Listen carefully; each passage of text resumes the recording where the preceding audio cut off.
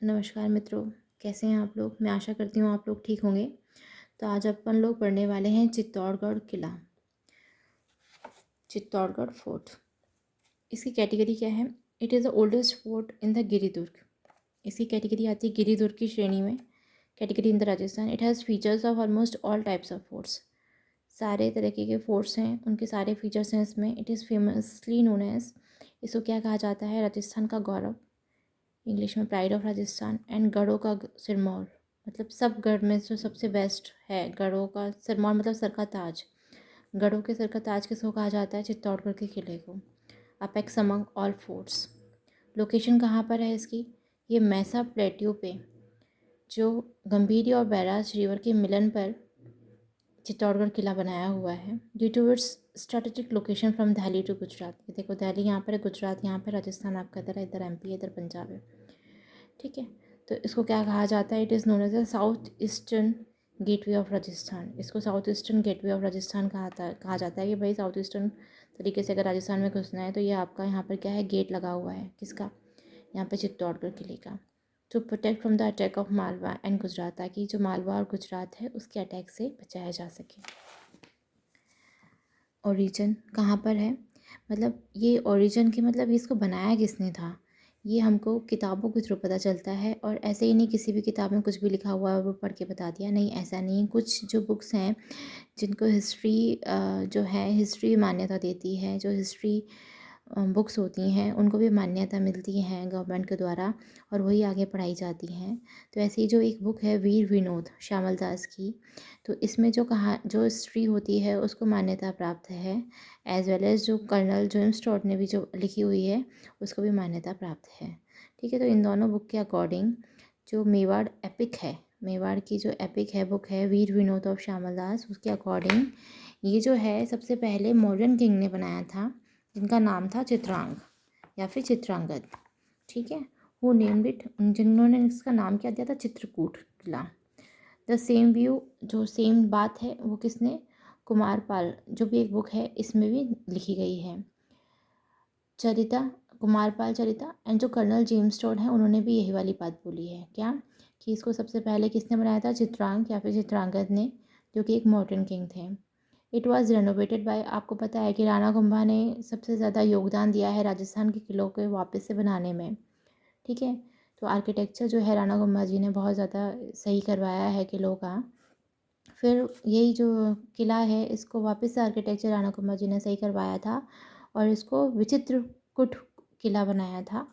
बप्पा रावल ने फिर इस कैप्चर करा था इस फोर्ट को, जब उन्होंने मॉडर्न रूलर जो थे मैनमोरी 734 एडी में, जब उन्होंने उसे जीता था, तब बप्पा रावल ने इस किले को क्या करवाया था? कैप्चर कर लिया था। ठीक है, राणा कुंभा जी तो बाद में आए हैं, उन्होंने इसको रेनोवेट करवाया है बप्पा रावल जी के बाद में।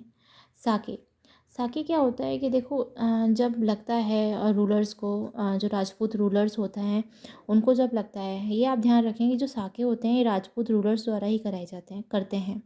ठीक है, तो साके कौन करती हैं? साके मतलब हिस्टोरिकल इवेंट होता है in times of the defeat of Rajput ruler. जब पता चल जाता है कि भाई अपनी सेना कम है और जो मुगल्स हैं उनकी सेना ज़्यादा है, तो क्या करते हैं? फिर साके करते हैं। साके मतलब क्या होता है? इसमें जो राजपूत वॉरियर्स होते हैं ये वीरगति प्राप्त करते हैं जहाँ पर लड़ते हैं वहाँ पर, और ये क्या करते हैं? सर पे केसरिया जो होता है वस्त्र, जिसको केसरिया जो होती है सर पे, वो धारण करते हैं। जो रॉयल वुमेन होती हैं और जो मतलब इनकी वाइफ होती हैं या उनकी दासियाँ होती हैं, जो भी रॉयल वुमेन होती हैं, वो जौहर, वो क्या करती है? जैसे ये कुंड दिख रहा है आपको, इसके अंदर इसको पहले क्या करेंगे? गंगा जल से पवित्र करेंगे। ठीक है, उसके बाद में फिर इसमें आग घी वी डाल के, लकड़ियाँ वकड़ियाँ डाल के इसको क्या एक कुंड बनाएंगे, जैसे जो हवन का कुंड नहीं बनाते हैं वैसा कुंड बनाएंगे। और उसमें जिंदा जो लाल साड़ी होती है, जो भी इनकी शादी के टाइम पे होती है, या फिर जो हमारे यहाँ पर राजस्थान में लहरिया को पवित्र माना जाता है, वो साड़ी पहनकर मुंह में तुलसी का पत्ता दबाकर ये लोग इस कुंड में जलते हुए, कुंड में जिंदा औरतें मतलब क्या होती हैं? कूद जाती हैं। तो इनकी जो मांस की बदबू होती है ये बाहर तक चली जाती है, और उस समय जो ये जो पता चल जाता है मतलब कि अब बचेंगे नहीं, तो ये क्या करते हैं कि उनके हाथों में आने से अच्छा, मुगल्स के हाथों में से आने से अच्छा वो अपनी जान देना पसंद करती हैं। तो ये साके हुए हैं, ये राजस्थान में हम लोगों को कभी नहीं भूलना चाहिए। इन साकों को अच्छा तो हम किसी भी सूरत में नहीं कहेंगे, किसी भी सूरत में अच्छे नहीं हैं। इसमें हमारे राजपूत वॉरियर हैं, ये भी मातृभूमि पे लड़ते हुए शहीद होते हैं, लेकिन जलते हुए स्त्रियों का अपने आप को त्याग कर देना ताकि वो पवित्र ना हो, वो गैर लोगों के हाथों में ना आए, तो वो अपना सर्वस्व दान दान कर देती हैं। तो ऐसी महिलाओं को मैं नमन करती हूँ। ये जो राजपूत वॉरियर्स हैं इनको मैं नमन करती हूँ। मैं राजस्थान की धरती से बिलोंग करती हूँ और मैं राजस्थान की धरती को शत शत नमन करती हूँ। और राजपूत जो भी रूलर्स हैं मैं उनको नमन करती हूँ, नतमस्तक होती हूँ मैं उनके सामने, क्योंकि उन्हीं का कंट्रीब्यूशन है कि हम जो राजस्थान में आज सेफली रह रहे हैं। बहुत बड़ा कंट्रीब्यूशन है उनका। ठीक है, सेकंड टॉपिक पे राजपूत वॉरियर्स जो हैं उनको मैटरॉ मतलब उनको वीरगति प्राप्त होती है बैटल फील्ड में। वो केसरिया धारण करते हैं सर पे, आपने देखा होगा ऑरेंज कलर का जो वो बांधते हैं सर पे पगड़ी टाइप, उसको केसरिया कहते हैं। और जो रॉयल वुमेन होती हैं वो जौहर कमिट करती हैं, सेल्फ इमोलेशन, खुद ही अपने आप को जला देती हैं। जैसे मरने के बाद जलाते हैं वो एक अलग बात होती है, लेकिन वो खुद ही अपने आप को जला लेती हैं। इसको सेल्फ इमोलेशन कहते हैं, जिंदा जला लेती हैं बाय जंपिंग इनटू द पायरी ऑफ बर्निंग फायर। ये बर्निंग फायर है, ये अभी तो पहले खुला हुआ था, लेकिन अभी गवर्नमेंट ने इसको बंद करवा दिया है। कई लोग हैं वो बोलते हैं क्यों इसको बंद करवाया है, इससे निशानियाँ मिलती हैं ऐसे वैसे। तो देखिए इसमें 3 साखे हुए हैं। जो पहला साका है उसके लिए कहा जाता है कि जो रानी पद्मिनी है, मैं अभी आपको आगे भी पढ़ाऊँगी, उनके साथ में 16,000 से ज़्यादा दासियों ने इसमें जौहर किया था, जिंदा जली थी। सेकंड साके में ये जो रानी कर्मवती हैं इनके साथ में 13,000 प्लस दासियों ने जौहर किया था। जो थर्ड शाखा है इसमें कहा जाता है 8, इसमें भी 8,000 तो सैनिक थे, इसमें भी कम से कम 12,000 रानियों ने दासियों ने सब ने मिलकर इसमें जौहर किया था। तो आप सोचें इतनी सारी औरतें जिंदा जली हैं। तो ऐसा कहना है इसमें कि भाई यहाँ से आवाज़ें आती हैं चीखों की, रोने की, तो इसको ना भूतिया फोर्ट ना ही कंसिडर हो जाए। अभी भी काफ़ी सारे हैं जिनको कुछ पता नहीं है इसके बारे में, फिर भी हमारे चित्तौड़ के किले के बारे में काफ़ी गलत इन्फॉर्मेशन बोलते हैं कि भाई यहाँ से आवाज़ें आती हैं, ऐसे आती है। तो गवर्नमेंट ने, क्योंकि पैनिक का विषय ना बने, तो इसलिए इसको बंद करवा दिया है। ठीक है, यहाँ पे जौहर मेला लगता है। कुंड को देखने से ही हमको प्रमाण की आवश्यकता नहीं है, इसलिए कुंड खुला हुआ है, आप इमेजेस देख सकते हैं। ऊपर इसके गार्डन बना दिया है यहाँ पर। ठीक है, अभी गवर्नमेंट की तरफ से लिया हुआ स्टेप है, इसका हम कुछ भी नहीं कह सकते, हम स्वागत भी नहीं कर सकते हैं, तो हम इसको अपोज भी नहीं कर सकते हैं, क्योंकि गवर्नमेंट ने कुछ चीज़ करी है तो सोच समझ के ही करी होगी। ये जौहर कुंड है चित्तौड़गढ़ किले में, आप देख सकते हैं। फर्स्ट साका 1303 AD में हुआ था। It was held during the battle between Alauddin Khilji and Rana Ratan Singh of Mewar. आपने देखा होगा पद्मावत जो मूवी है उसमें, तो अलाउद्दीन खिलजी और राणा रतन सिंह जो थे मेवाड़ के, इनके बीच में बैटल हुआ था 1303 में। अब कहा जाता है रानी पद्मिनी की वजह से लड़ाई हुई थी, बट ऐसा नहीं है। अगर अलाउद्दीन खिलजी का अगर आप देखेंगे तो वो जीतने के लिए आया था, उसकी जीतने की रणनीति थी, वो पूरे देश पर ही कब्जा करना चाहता था। ठीक है, तो रानी पद्मिनी तो बस एक मोहरा मान सकते हैं, बाकी इतिहासकार के अनुसार वो ऐसा शौक भी रखता था, और बाइसेक्सुअल बोला जाता है इसको तो वैसे तो, और औरत भी उसके शौक थी, नो डाउट इन दैट, लेकिन उसको अपना राज्य भी विस्तार करना था। ठीक है, अब रानी पद्मिनी विद अदर मेड्स, कहा जाता है 16,000 प्लस दासियाँ हैं, उन्होंने जौहर कमिट किया था, सेल्फ इमोलेशन करा। राणा रतन सिंह विथ वॉरियर्स जैसे कि वीर गोरा और बादल, इनको भी ये भी क्या हुए थे, शहीद हुए थे बैटलफील्ड में। अलाउद्दीन ने फिर क्या करा था, जैसे आपने देखा था कि बाद में अलाउद्दीन आता है और उसके बाद में पिक्चर ख़त्म कर देते हैं, लेकिन ऐसा नहीं था। उसने क्या करा था, उसके बाद में उसको जो भी जिंदा दिखे, बच्चे दिखे, बल्कि ऐसा होता है जब राजा राजा लड़ाई कर रहे हैं तो फिर अगर वो जीत जाते हैं तो वो फोर्ट उनका हो जाता है, और जो प्रजा होती है उसको नहीं मारते हैं। लेकिन इन लोगों ने कत्ले आम मचा दिया, एक इंसान को इन्होंने वहाँ तक नहीं छोड़ा। 3-4 दिन तक इन लोगों ने सिर्फ काटा है, घर में घुस घुस के लोगों को मारा है, औरतों को मारा है, क्योंकि प्रजा बीच में इन्वॉल्व नहीं होती है जब भी लड़ाइयाँ होती हैं। जैसे ये शासन कर देता तो प्रजा इनके शासन के अंदर हो जाती है, लेकिन इन्होंने प्रजा को, एक बच्चे तक को भी इन्होंने ज़िंदा नहीं छोड़ा है वहाँ पर, पूरा कत्लेआम कर दिया इन्होंने, बच्चों को टांग दिया। ठीक है, मतलब इतना पूरी चित्तौड़ की भूमि को इन्होंने खून खान कर दिया। Alauddin handed over this fort, फिर उन्होंने अपने बेटे को दे दिया था, खिजरा खान जिसका नाम था, और इसका जो नाम है ये बदल कर इन लोगों ने क्या रख दिया, खिजराबाद। ठीक है, तो पहला साका जो रणथंभौर किले में हुआ था, तो सेकंड साका 1303 वाला है, वो 1301 का है रणथंभौर का, वो हम आगे पढ़ेंगे। तो ये सेकंड साका है स्टेट का, फर्स्ट साका रणथंभौर फोर्ट में हुआ था। ठीक है, आप डेट याद रखेंगे। फिर सेकंड साका हुआ 1534 AD में। इसमें क्या हुआ था कि जो महाराणा विक्रमादित्य थे उनकी मृत्यु हो गई थी। तो it was held during the battle between, तो सुल्तान बहादुर शाह जो था वो गुजरात का, उसने क्योंकि उनकी मृत्यु तो हो चुकी थी तो चित्तौड़ के बाहर डेरा डाल लिया। ठीक है, और हल्दी हाडी रानी जो कर्मवती हैं, इन्होंने अदर मेड्स के साथ में सेल्फ इमोलेशन कर दिया, मतलब खुद ज़ाहिर कर लिया। यहाँ पर भी बोला जाता है कि उनके साथ में 13,000 प्लस दासियों ने सेल्फ इमोलेशन करा। इस बैटल से पहले ऐसा कहा जाता है कि रानी कर्मवती ने हेल्प मांगी थी हुमायूं से राखी भेजकर। तो इतिहासकार जो हैं कई सारे वो मना करते हैं, उनको ऐसा वो बोलते हैं कि जो है मतलब जो इंसान अपने आप को तुलसी का पत्ता मुंह में रखकर जो सेल्फ इमोलेशन करती है, वो उस आदमी से क्यों मदद मांगेगी जिसने उसके पति का कत्ल किया है।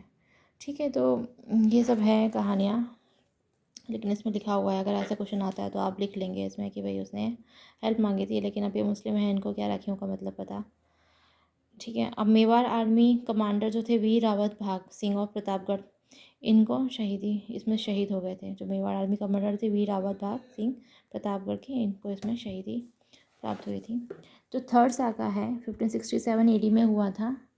ये जो साका है वो मुग़ल एम्परर अकबर और राणा उदय सिंह के बीच में हुआ था। जो राणा उदय सिंह है वो राणा सांगा के बेटे हैं। अब इनके पास में सैनिक इस समय कम थे, 8,000। तो इन लोगों ने क्या करा, जो राणा उदय सिंह है ना, उनको बोला कि भाई आप यहाँ से निकलो। ठीक है, आप यहाँ से निकलो और कुंभलगढ़ को संभालो। तो राणा उदय सिंह जी जाने नहीं चाह रहे थे, लेकिन क्या होता है जब राजा ही मर जाता है ना, तो फिर उस किले का कुछ भी नहीं हो सकता है। तो जो वीर जयमल थे उनको गद्दी संभालने को दी, इसकी चित्तौड़ की, और पत्ता सिसोदिया को।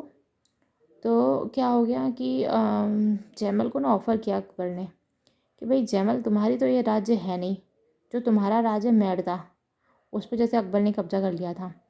अकबर ने सब जगह ही कब्जा कर लिया था जब अकबर आया था। तो ये बाद में अच्छा बन गया, और हम किताबों में अकबर पढ़ाते हैं, बहुत शर्मसार चीज़ है कि अकबर 100 चूहे खा के वो ही बिल्ली हज को गई, और हम उसको लास्ट में पढ़ते हैं। वो कोई अच्छी चीज़ नहीं है, काफ़ी घटिया इंसान था, उसने इतने लोग मारे हैं। जिस तरीके से अलाउद्दीन खिलजी ने कत्लेआम करा था, उससे ज़्यादा इसने अकबर ने कत्लेआम कराया है।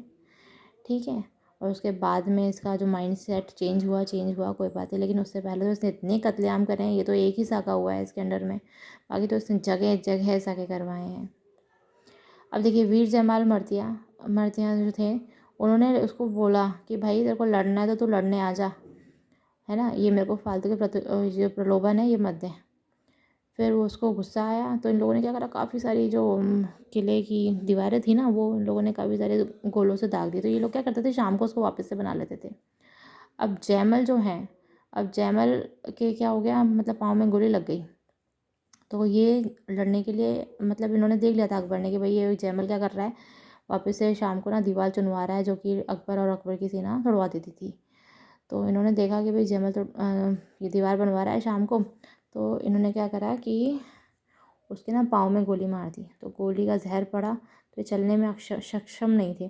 तो कल्ला राठौर की पीठ के ऊपर जयमल ने चढ़कर फिर क्या करा है, लड़ाइयाँ लड़ी हैं। ठीक है, तो इनके यहाँ पर छतरी बनाई गई है, किसकी, जयमल की, पन्ना ये पत्ता सिसोदिया की और कल्ला राठौर की। फिर कल्ला राठौर को घर घर में अभी लोक देवता के नाम से भी पूजा जाता है।